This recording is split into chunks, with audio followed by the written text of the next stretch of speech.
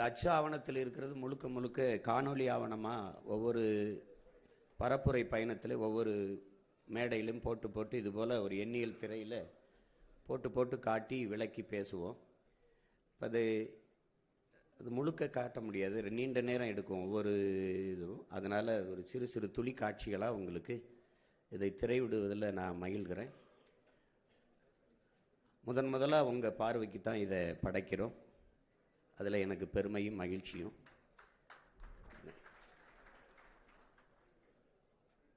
நம்முடைய கனவு எங்கள் திருநாட்டில் எங்கள் நல்ல ஆட்சியே. நம்முடைய தாத்தன் நல்லாட்சின்னு சொல்லியிருக்கலாம், ஆட்சியேன்னு சொல்லியிருக்கலாம், நல்லாட்சின்னு சொல்கிறான். பொங்கிடுக வாய்மை பொழிந்திடுக என்றே நீ செங்கதிர் சீர்க்கையால் பொன்னெல்லி பூசிய கங்குல் நிகர்த்த கருங்குயிலே கூவாயங்கிறான். அதை தான் எங்கள் கனவு, எங்கள் திருநாட்டில் எங்கள் நல்ல ஆட்சியே. ஒரு மாநிலத்தில், இந்திய பெருநிலத்தில், இந்த துணைக்கண்டத்தில் ஒரு மாநில ஆட்சி இவ்வளவு சிறப்பாக செய்ய முடியுமான்னு செய்து காட்டணுங்கிறது தான் எங்களுடைய கனவு. உலகத்துக்கே முன்மாதிரியான ஒரு ஆட்சி முறையை நிகழ்த்தி காட்டணும் அப்படின்னு. தமிழர் அறம் சார்ந்த ஆட்சி, அரசியல் ஆட்சி இல்லை, அறம் சார்ந்த ஆட்சியை செய்யணும்னு நினைக்கிறோம். திரையிடலாம்.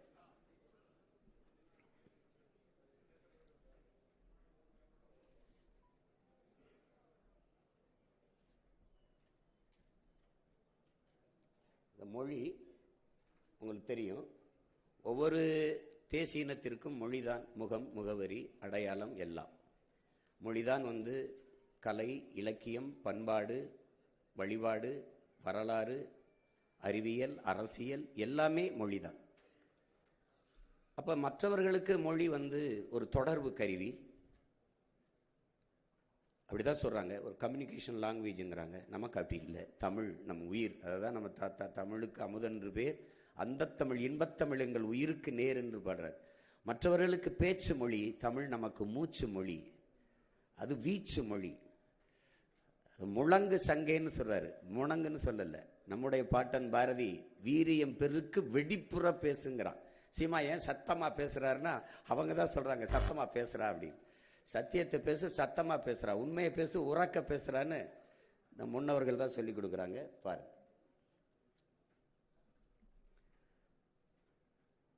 அது ஒரு தொடர்பு கருவி இல்லை, ஒவ்வொரு தேசியனத்தின் உயிர். அதுவே முகம், முகவரி, வரலாறு, கலை, இலக்கியம், பண்பாடு எல்லாமே அதுதான். ஒரு மொழி இல்லைன்னா ஒன்றும் இல்லை. எல்லா மொழி வச்சு தான் அடிப்படையிலே ஒரு இணையம் வரையறுக்கப்படுது, எல்லாமே உருவாகுது. இப்போ உலகெங்கிலும் மொழி வழியே தான் தேசிய இனங்கள், நிலங்கள் பகுக்கப்படுகிறது, பிரிக்கப்படுகிறது. இப்போ உதாரணமாக நீங்கள் மானுடனை கணக்கிடும்போது, ஒரு மனிதனை கணக்கிடும்போது சாதி மதம் அடையாளம் ஆகாது, மொழி இனம்தான், மொழி தான். நீ யாருன்னா நீங்கள் என்ன மொழியில் பேசுறீங்கன்னு பார்க்கத்தான். ஐ எம் பிரிட்டிஷ் கிடையாது, ஐ எம் கிறிஸ்டின் கிடையாது, I am English, I am French கிடையாது, ஐ எம் கிறிஸ்டின் கிடையாது, ஐ எம் பிரெஞ்சு. அப்படிதான் அவன் அறிமுகப்படுத்துவான். அதை தான் தர்வீஸ் சொல்றான். எழுதுங்கள் என் நெற்றியில் நான் இஸ்லாமியன் என்று நான் முழக்கத்தை முன்வைக்கல, எழுதுங்கள் என் நெற்றியில் நான் அரேபியன் என்று, அப்படிதான் சொன்னான். அதை தான் நாமளும் சொல்றோம், நாங்கள் தமிழர்கள் என்று நம்ம அதை சொல்றோம். சாதி மதமும் அடையாளம் அல்ல, மொழி இனம்தான், மொழி தான் அடையாளம். அதான் சொல்லுது உலகங்கள். இப்போ நீங்கள் ஐரோப்பாவில் எல்லா நாடுகளும் ஒரே மதத்தை தான் பின்பற்றுது. ஐரோப்பா ஒன்றியம் முழுக்க ஒரே மதம் தான், கிறிஸ்துவம் தான். பிறகு ஏன் இத்தனை நாடுகள்? மொழி வழியே தேசிய இனங்கள், நிலங்கள், மொழி வழியே தேசிய இனங்கள், நிலங்கள். இந்தியாவிலிருந்து பாகிஸ்தான் பிரியறதுக்கு காரணம் என்ன? பிரியறதுக்கு காரணம் என்ன? மார்க்கம். ஓர் இறை, ஒரு வழி, நபிகளின் மொழி, அந்த வழியே பிரிந்து சென்ற ஒரு நாடு.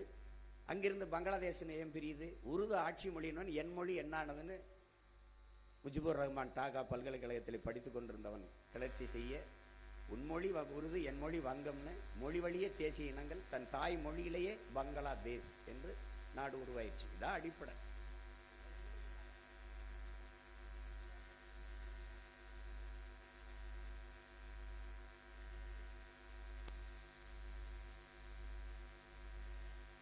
மலையாளிகளுக்கு கேரளா, தெலுங்கர்களுக்கு ஆந்திரா, கன்னடர்களுக்கு கர்நாடகா, அப்படிதான் பிரிக்கப்பட்டிருக்கு. மகாராஷ்டிரால ஒரே மதம் தான், பெரும்பான்மை மதம் இந்து தான்.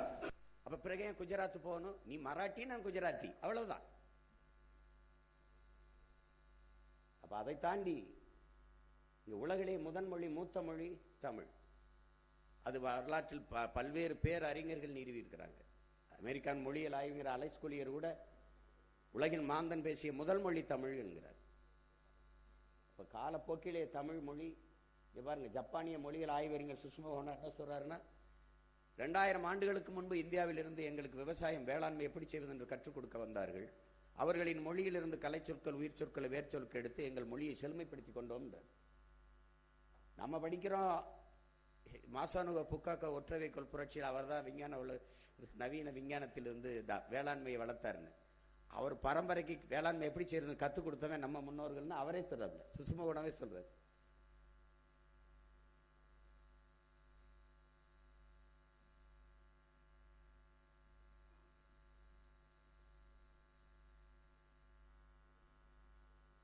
இவங்க டோனி ஜோசப்பும் ரிச்சர்டும் மார்ட்டினும் அமெரிக்க ஹார்வர்ட் பல்கலைக்கழக பேராசிரியர் பெருமக்கள். தெற்காசிய முழுமைக்கும் பரவி வாழ்ந்தவர்கள் தமிழர்கள் தான். மற்ற இனங்களெல்லாம் அங்கு வந்து குடியேறியவர்கள்ங்கிற ஆய்வு கட்டுரையை நிறுவுகிறார்கள்.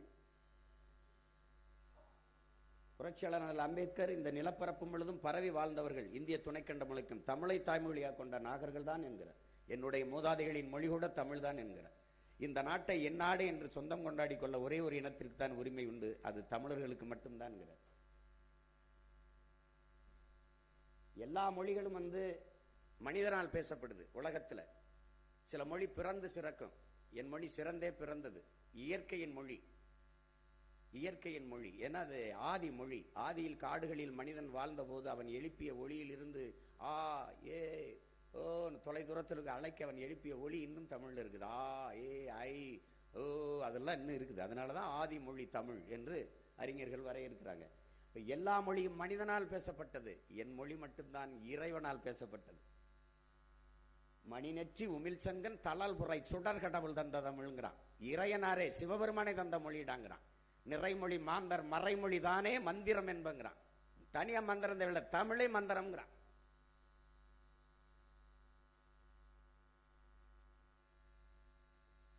இறையனாரும் எம்பெருமான் முருகவேலும் அகத்தியரும் கட்டிக்காத்த தமிழ் சங்கம்ங்கிறான். நக்கீர பெரும்பாலும் நக்கீரன் நம்ம பாட்டன் பாடுறான். அப்ப இறையனாரே தந்தது. காமம் செப்பாது கண்டது மொழியுமோ என்று கொங்குதேர் வாழ்க்கை அஞ்சிரை தும்பி என்ற செய்யுளை எழுதி கீழே இறையனார்னு தான் கையெழுத்து இருக்கு, படிச்சவங்களுக்கு தெரியும். இப்ப பைபிள் கிறிஸ்தவர்களுக்கானது, பகவத்கீதை இந்துக்களுக்கானது, குரான் இஸ்லாமிய பெருமக்களுக்கானது. இப்படி ஒவ்வொரு மதம் சார்ந்த புனித நூல்கள் இருக்குது.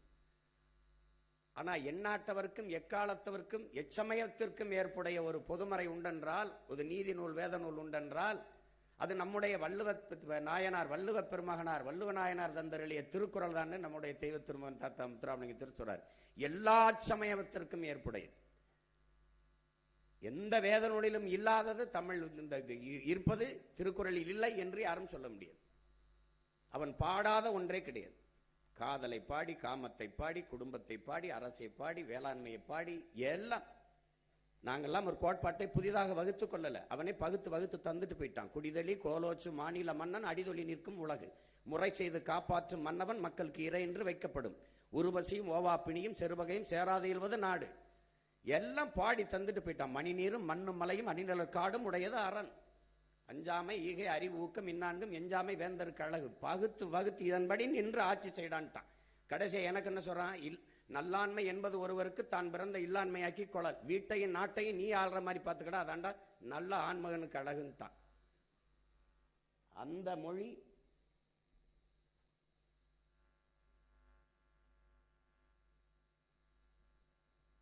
உலகில் இந்த மொழிகள் எல்லாம் தோன்றுவதற்கு முன்பு இறைமகன் இயேசு தோன்றி 500 ஆண்டுகளுக்கு பிறகுதான் ஆங்கிலம் வருது.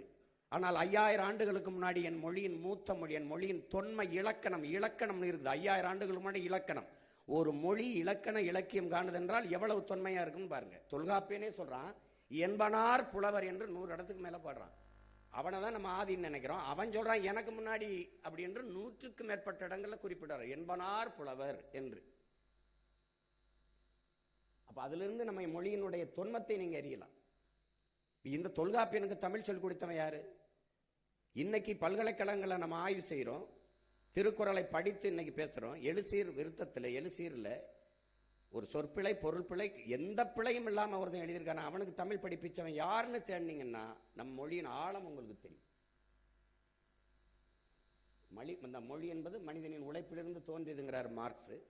இப்போ ஆதியில் காடுகளில் வாழ்ந்தவன் எழுப்புறான், தொலைதூரத்தில் இருக்கிறவன் அழைக்கிறதுக்கு ஓ ஐயோ அந்த ஒளிகள் தான் இன்னும் அப்படியே தமிழில் இருக்கிறதுனால அது ஆதி மொழி. 50,000 ஆண்டுகளுக்கு மூத்தது என் தாய்மொழி என்று நம்ம தாத்தா தேவனைய பாவான தன் ஆய்விலே நிறுவுகிறார்.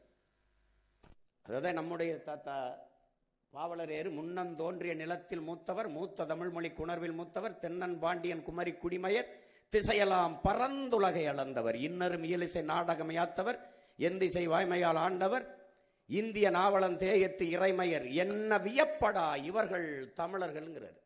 வளர்ந்தரு வான்முகில் மலையிடை வாழ்க்கை தொடங்கியவர், வளர்ந்தரு குறிஞ்சியிலே காதலை உணர்ந்தவர், தேனுமில் முல்லை மருதம் நெய்தலை தீர ஆய்ந்த நல் இல்லறம் வகுத்தவர், காண்தரு பொருளையும் கழனியும் கண்டவர், கடலின் பரப்பையும் கடந்தையில் சென்றவர், ஏன் தம்பி தெரியுமா இவர்கள் தமிழர்கள்ங்கிறார்.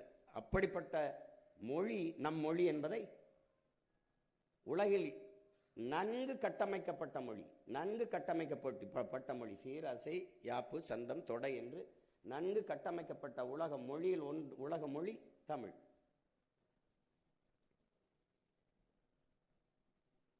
எந்த மொழியின் துணையும் இன்றி தனித்து இயங்கக்கூடிய உலகில் ஒரே மொழி உயர்தனி செம்மொழி தமிழ்தான்.